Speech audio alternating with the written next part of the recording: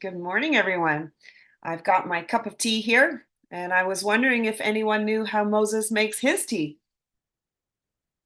He brews it, of course. Hebrews, Hebrews.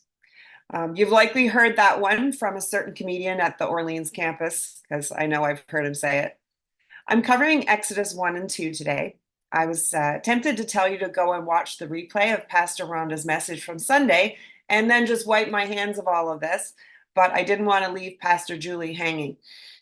The primary sources I used to prepare this morning was a reading plan in the YouVersion app by Newbridge Poon, called In the Midst of Uncertainty, and the Enduring Word Commentary by David Guzik. Let's invite God into our teaching time this morning. Father, thank you for your faithfulness. As we read these stories of your faithfulness to the Israelites, help us to grow in our trust that you will be faithful in your promises to us too. Thank you that even when we endure hardship, you never turn your back on us. You orchestrate everything for our ultimate good. Let your words speak to our hearts. Amen. The book of Exodus is a story of redemption, and yes, God's faithfulness. God delivers the Israelites in a great exodus from their lives as slaves in Egypt to make them his special people. He later provides them with the law, which gives instructions on how they could be consecrated and made holy. It's interesting to note that in the original language, the first word of Exodus is and, showing its continuity from the book of Genesis. Before we dig in here, we can glance back at Genesis 46, 3-4, to a place called Beersheba. God visited with Jacob there, reiterating the promise he made to Abraham. He tells Jacob it will be in Egypt that his family will become a great nation. This is a more positive aspect of the prophecy that God gave Abram back in Genesis 15:13, when God stated, "You can be sure that your descendants will be strangers in a foreign land where they will be oppressed as slaves for 400 years." I wonder if that part of the story was told around campfires at night when they first settled into Egypt. God also reminds Jacob of his mortality, telling him that he will die in Egypt, but his beloved son will be with him. Let's read verses 1-5. I'm using the NLT version this morning. These are the names of the sons of Israel, that is Jacob, who moved to Egypt with their father, each with his family: Reuben, Simeon, Levi, Judah, Issachar, Zebulun, Benjamin, Dan, Naphtali, Gad, and Asher. In all, Jacob had 70 descendants in Egypt, including Joseph, who was already there. If we back up a little, we realize that Jacob's family started back in Haran with 5: Jacob, Rachel, Leah, Zilpah, and Bilhah. Even though they have grown to 70, they're a long ways off from being a great nation. We're told in verse 6, in time, Joseph and all of his brothers died, ending that entire generation. Joseph, the great-grandson of Abraham, had been a hero in Egypt. He saved the country and the world from a terrible famine. He held a high and honorable office in Egypt because of his wisdom and his gifts in administration. But now Joseph is gone, and the family loses the status they enjoyed because of him. Verse 7 starts with but. But their descendants, the Israelites, had many children and grandchildren. In fact, they multiplied so greatly that they became extremely powerful and filled the land. Now that's more like it, we think. God's promise is unfolding. It's too bad that Jacob is also in the grave and will not witness the development of this great nation of Israel. Remember in Genesis 32:28, God changed Jacob's name to Israel, giving his family and descendants the name Israelites. It's interesting to note here, too, that because of their ancestor Abram, he was known as Abram the Hebrew back in Genesis 14:13. Other nations then often referred to the Israelites as Hebrews, as they do in this story. Let's continue with verse 8. Eventually, a new king came to power in Egypt who knew nothing about Joseph or what he had done. He said to his people, "Look, the people of Israel now outnumber us and are stronger than we are. We must make a plan to keep them from growing even more. If we don't, and if war breaks out, they will join our enemies and fight against us. Then they will escape from the country." At the time, the Egyptians feared invasion from the Hittites of the north. If the Hebrews among them joined with the Hittites, it posed a significant threat to their security. With the rise of this new Pharaoh and his fear of losing his power and control, the lives of the Israelites are about to get rough. Verses 11 to 14. So the Egyptians made the Israelites their slaves. They appointed brutal slave drivers over them, hoping to wear them down with crushing labor. They forced them to build the cities of Pithom and Ramesses as supply centers for the king. But the more the Egyptians oppressed them, the more the Israelites multiplied and spread, and the more alarmed the Egyptians became.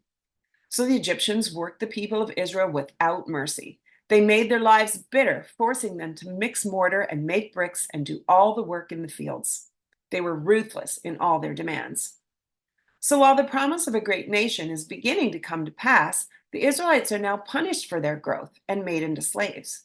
Did they look around after a long day of abusive labor as they applied warm compresses to their aching backs and wonder, is this it? Is this the promise we waited so long for? God had promised prosperity and blessing, but what they faced was a harsh, oppressive situation.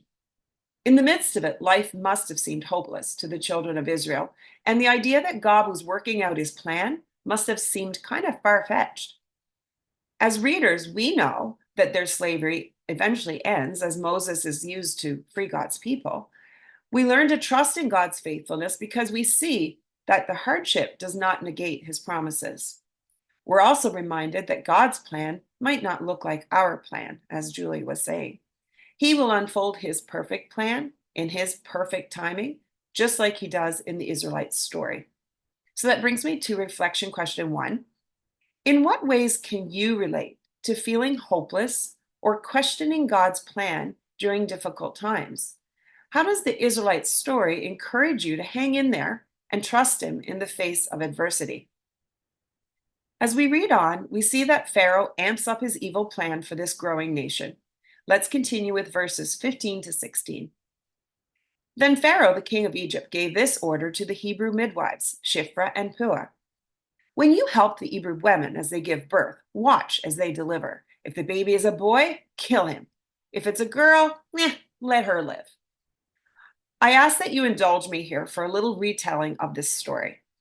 I wrote a book a few years back called You're a Star, Performing for an Audience of One. The premise of this yet to be published book is that as believers, we are all on a stage. While God is the only audience member that we give the power to direct us, there are a lot of people in that audience who know we are children of God who are watching.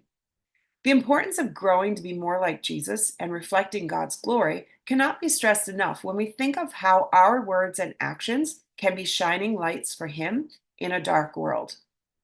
A large part of that book focuses on the stories of women in the Bible who exhibit the fruit of the Spirit in their lives. As Pastor Rhonda said on Sunday, they were ordinary women like us. They never knew that they were on a stage like no other, with their stories recorded in the most famous book ever, lasting thousands of years and being shared all over the world. I'm going to read the story I wrote about Puah, one of the midwives, and her shining moment on that big stage. This account is the fictionalized version of verses 15 to 19. Puah's story. What are you doing? My partner hissed as I bundled the newborn in a fresh blanket and readied him to meet his mother. I'm doing my job, I said, giving her a pointed stare. Shiphrah grabbed my sleeve to still me as I stepped toward the woman's bed. But the king, we have orders. He commanded. I turned my body sharply to release her grip. Do you agree with this command, Shiphrah? Will you be the one to kill this beautiful, healthy child? I held the bundle out to her. Here, how can I help? Would you like a knife? A hammer? How would you like to do this? Shiphrah's face had lost all color. She shook her head and gestured for me to keep the baby. I smiled into his dark eyes and sang a little tune my mother used to sing to me at bedtime. His eyelids fluttered closed, and I kissed his smooth forehead. I would need more than a king's order to hurt this precious child. When I placed him on his mother's chest, I watched her face light up and split into a tremendous smile. She snuggled him to her breast and said, "Thank you. Your gentle hands and kindness are much appreciated." I nodded and returned the smile, even while catching the dark look on Shiphrah's face across the room. We packed up our things in strained silence. On the walk back to town, however, my partner voiced her concerns again. Pua, how will we explain this? If all the Hebrew babies live, we will be held responsible. We will pay with our heads. I bit my lip. It had been easy to disobey and rebel against the king's order when I had a sweet, innocent child in my arms. I don't know, I admitted. We'll think of something. Shipra frowned, clearly unhappy with my response. Do you know why he wants to kill all the baby boys? I shook my head. I couldn't imagine any reason that would justify murdering babies. It's because he's afraid. Afraid of infants? I exclaimed with a snort. Afraid of us, the Hebrews. We're strong and numerous. The king fears we will rebel against them or join his enemies in battle. She kicked a stone off the path and watched it roll away before continuing. My husband said that the king has ordered his men to be extra hard on our laborers, making them work twice as hard as before. They're whipped or beaten if they take a break or slow down. But after months of abusing them like this, my husband said our men are even bigger and stronger. The great Pharaoh has more cause to be scared. He can't just order the deaths of thousands of men, but but he can try and reduce our numbers by killing the male infants, I finished. Yes, exactly. She stopped walking and placed her hand on my arm to stop me too. Her eyes were wide as she asked, "What are we going to do, Pua?" I took both her hands in mine. Do you know who I fear more than the king, Shifra? She shook her head. God, the God of our father Abraham. His wrath is to be feared above Pharaoh's. I will not purposely harm one of our children. It's much more important to do what is right before God. My words sounded brave, but my heart pounded violently in my chest. Who was I to defy the king of Egypt? A tear slipped down Shifra's face. I'm afraid. How do we choose which sovereignty to obey? What will our punishment be when we're found out? I held her hands more tightly. We must agree to be in this together, you and me. We will pray to our Almighty God every time we disobey and deliver a boy. If we're found out, we'll trust that He will protect us from Pharaoh. Oh, you are much stronger than I, Pua. Tears sprang up in my own eyes then and streamed down, giving away my true feelings. No, dear sister, I am not strong, but I will not harm one of God's special children for anyone, no matter how many titles he wears. I dropped my voice to a whisper. Will you agree to do this with me? She pulled her hands away and hugged me instead. Yes, my friend, we will do this together. If we perish, we'll go down as one. So we continued to deliver babies for our Hebrew sisters as the gentle, loving midwives we were known to be. Whether male or female, all the newborns were presented to their mothers unharmed. We'd never seen so many healthy, strong babies. It was as if we were helping God build an army. I prayed daily for his protection as we defied Pharaoh's orders. We delivered hundreds of Hebrew boys before the fateful day arrived. Shipra and I were called before the king. He did not hide his anger, roaring his accusation when he saw us. Why have you done this thing and preserved the male children's lives? I wiped my sweaty palms on my dress and glanced at Shipra. Her eyes were closed and her lip firmly clenched between her teeth. My partner in crime was not going to be of any benefit. Well, the king was not impressed with our delay in responding. My heart raced as I opened my mouth to speak, not knowing what I could do or say to save our lives. Suddenly, my lips moved, forming words that my mind wasn't creating. Hebrew women are not like the Egyptian women, my lord. My voice sounded strong and confident, even though my hands shook and sweat dripped down my back. He frowned. How so? Shipra was also staring at me, waiting to hear this magnificent observation. I prayed that God would continue speaking through me because this was clearly what was happening. Hebrew women are hardy, and their labor is vigorous. Before we arrive to assist in the deliveries, they've already given birth, Your Majesty. The opportunity to intercede as you commanded does not occur. I kept my eyes down and knitted my fingers together to stop them from trembling. He did not speak for a minute. I could feel his glare on my skin. Then he spoke to Shifra. Is this so? Does this one declare the truth? I watched my friend clench her jaw. Oh, please, God, make her confirm my story. Yes, sir, it is true. We have never seen stronger mothers than these. Her voice was whispery, and I barely heard her life-saving words. Pharaoh leaned forward and squinted his eyes. Every child? Every child is born before you get there. Not every child, I answered. feeling Shifra's terrified gaze on my lips.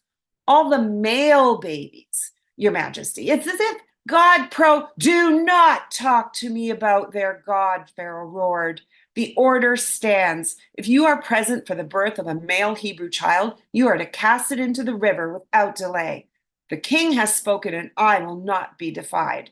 If I discover you have lied to me, you will die because of your disobedience. He raised his arm and pointed toward the door. Go, he commanded. When we got outside the castle gates, Shifra threw herself into my arms. I can't believe you lied to the king, she whispered. I was so scared. My legs suddenly grew weak, and I stumbled against her. She propped me up with a strength I didn't know she had. Are you okay, Pua? No, I admitted. I was frightened too.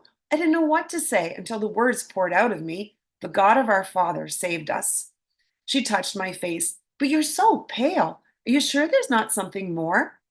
I smiled then, ready to share my secret. I'm with child, Shifra. God willing, I will soon have a family after all these years of helping other women bring their babies into the world. My partner squealed and jumped with delight.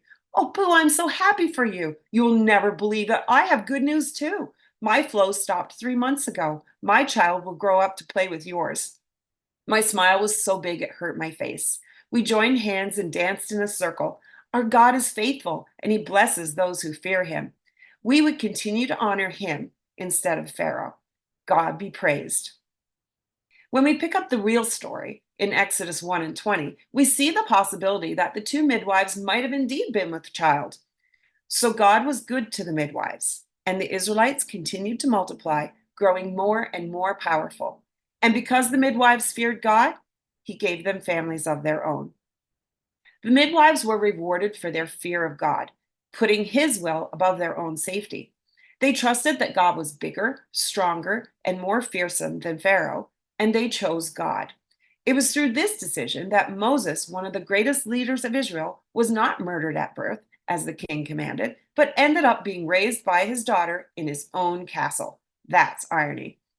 Let's finish the chapter with verse 22 and read that story, the story of Moses, in Exodus 2. Then Pharaoh gave this order to all his people: throw every newborn Hebrew boy into the Nile River, but you may let the girls live. The birth of Moses. About this time, a man and a woman from the tribe of Levi got married. The woman became pregnant and gave birth to a son. She saw that he was a special baby, and she kept him hidden for 3 months. But when she could no longer hide him, she got a basket made of papyrus reeds and waterproofed it with tar and pitch. She put the baby in the basket and laid it among the reeds along the bank of the Nile River. The baby's sister then stood at a distance, watching to see what would happen to him. Side note here: Moses' mother did not disobey Pharaoh. She threw her baby boy in the river as directed. But she made him a little boat first, with materials that were also used in the building of Noah's Ark. Then she sent Moses' older sister to babysit. As Pastor Rhonda pointed out on Sunday, what happens next shows how God orchestrates things with perfect timing. Verses 5 to 10. Soon Pharaoh's daughter came down to bathe in the river, and her attendants walked along the riverbank. When the princess saw the basket among the reeds, she sent her maid to go get it for her. When the princess opened it, she saw the baby. The little boy was crying, and she felt sorry for him. This must be one of the Hebrew children, she said. Then the baby's sister approached the princess. Should I go and find one of the Hebrew women to nurse the baby for you? She asked. Yes, do, the princess replied. So the girl went and called the baby's mother. Take this baby and nurse him for me, the princess told the baby's mother. I will pay you for your help. So the woman took her baby home and nursed him. Later, when the boy was older, his mother brought him back to Pharaoh's daughter, who adopted him as her own son. The princess named him Moses, for she explained, I lifted him out of the water. God's protection of Moses showcases his intricate care for his people. He orchestrated the events and timing so that Moses' life would be preserved during that attempted genocide of baby boys. He skillfully guided the parents of Moses, the currents of the Nile, and the heart of Pharaoh's daughter to further his plan and purpose. As we navigate challenges, it may seem sometimes that God is far away, maybe dealing with something more important. But we see here that God actively works behind the scenes in the most dire situations. His watchful eye and guiding hand Arrange all the pieces for our protection and ultimate good. Reflection question 2. When you feel threatened or face hardships, what would it look like to respond in a godly manner?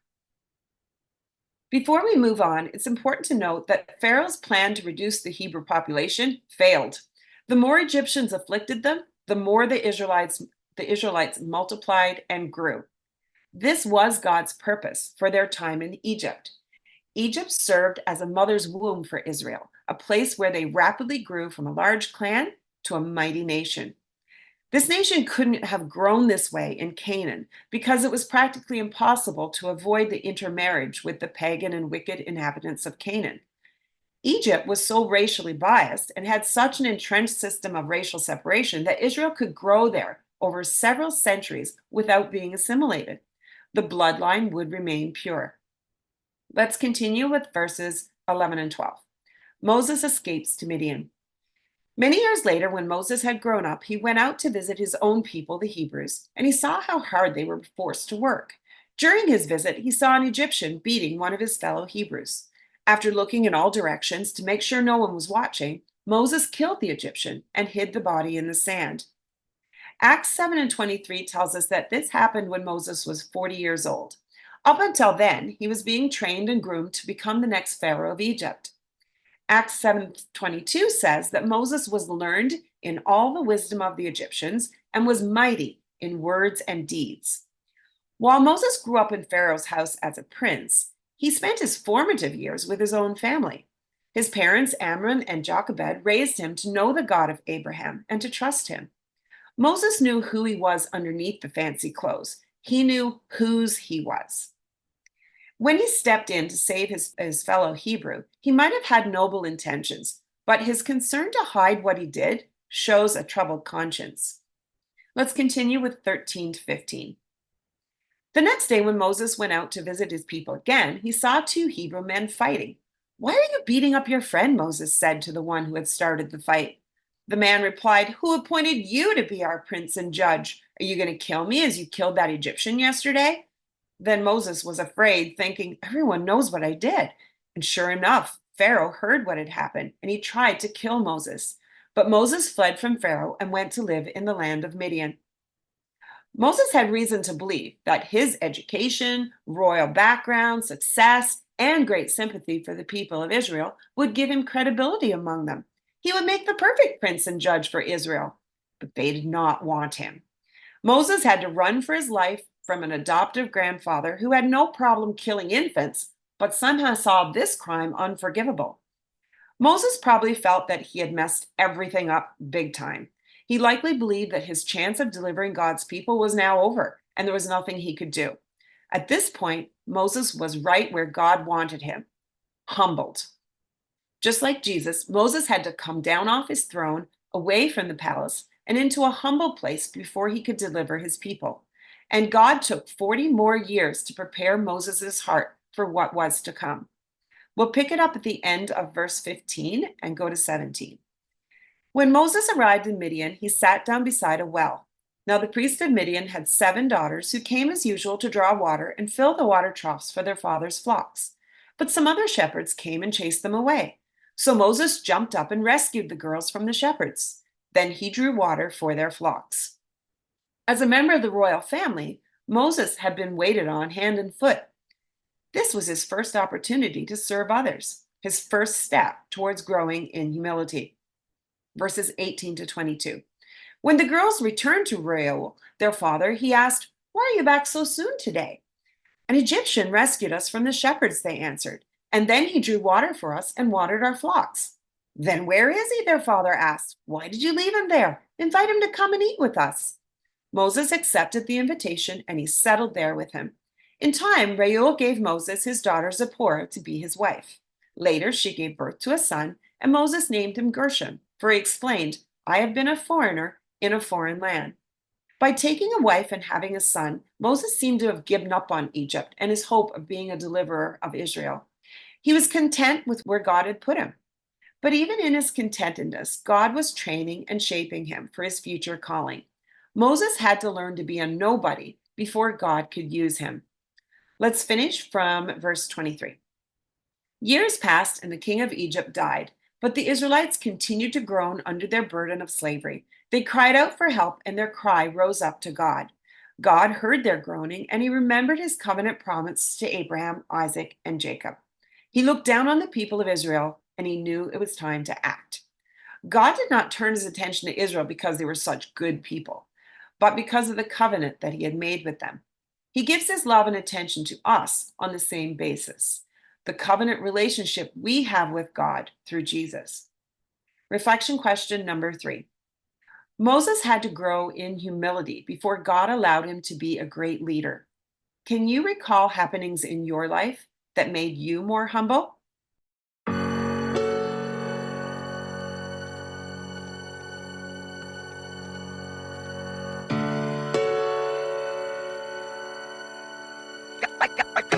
One to the two and two to the three. Let the world see the Holy Trinity.